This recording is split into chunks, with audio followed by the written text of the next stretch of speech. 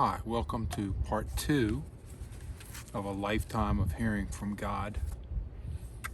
Just felt like it would be nice to have on the record some of the things that have gotten me through my 50 years as a Christian. My pastor, Alan Hawkins, former pastor, once said the Christian life is lived by hearing the voice of God.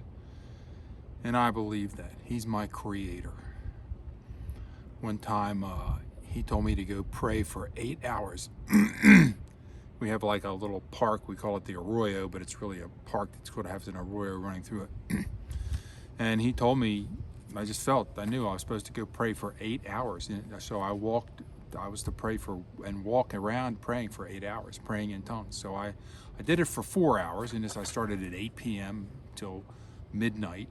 And about that time I thought, am I sure that this was the right thing? Am I sure that I heard God correctly? And I started to head in, and the word came to my heart, chicken. My creator, my Father God, I believe, was calling me a chicken, that I was a chicken. So I said, yeah, okay, I get it. And I walked and prayed for 4 more hours. I think I looked at the distance that I'd walked. It was half a marathon, praying in tongues. And it was, it was in response to the word of the Lord. Anything we do for him is just going to be fun and good.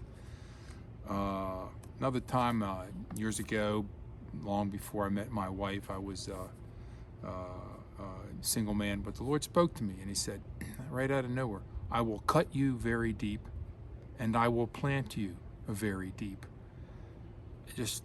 There it was. And then just like not that long later, I got very hurt by a person. It was sort of a romantic relationship. But when it happened, I thought, well, there it is. There's the prediction. And I think that those wounds, right? The principle is those wounds will deepen us and make us better. Another time I was just thinking about divorce, and I thought, Lord, it's so terrible that people get divorced. And it's not a judgmental, it's painful for everybody involved. And the Lord spoke to me, said, pour out your outrage in prayer. And I went into our walk-in closet there where you can get down on the floor. And I just like instantly when I got down on the floor to pray, he said that people get divorced because they marry the wrong people.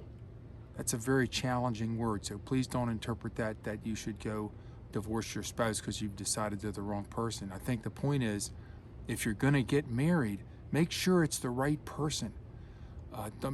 Don't spend as much time on it as you would buying a car. It's much more important than which car to buy. And don't go into it believing that all the wonderful Christian teachings on marriage will fix it. Make sure you marry the right person. Put it before God. Okay, when I got married, I put it before God. I know I had things come along that were interesting. We had many lovely single women in our church. But I just didn't feel that any one of them was, even though I was attracted and I was marriageable and they were marriageable. But when I remember once there was a young lady that seemed right, a lovely young person, and I thought, well, Lord, maybe I should marry this person. And I just thought, I just knew it was wrong. Okay, I just knew it wasn't his will. And then I met another just wonderful young woman, and I was then kind of talking to the Lord one night. I remember it so clearly. I was communing with him, and he was saying, this young lady's like any other young lady. She's not perfect, and the Lord was even pointing out some of her shortcomings, believe it or not. And he said, would you still love her? And I said, Lord, I still love her. I want to marry her. And the Lord said I could. And I asked her to marry me, and she did. And God blessed that. So one of the probably the second greatest act of grace in my life, second to salvation, was that he blessed me with the spouse that he called me to have. So that's the second installment of a lifetime of hearing from God. God bless you.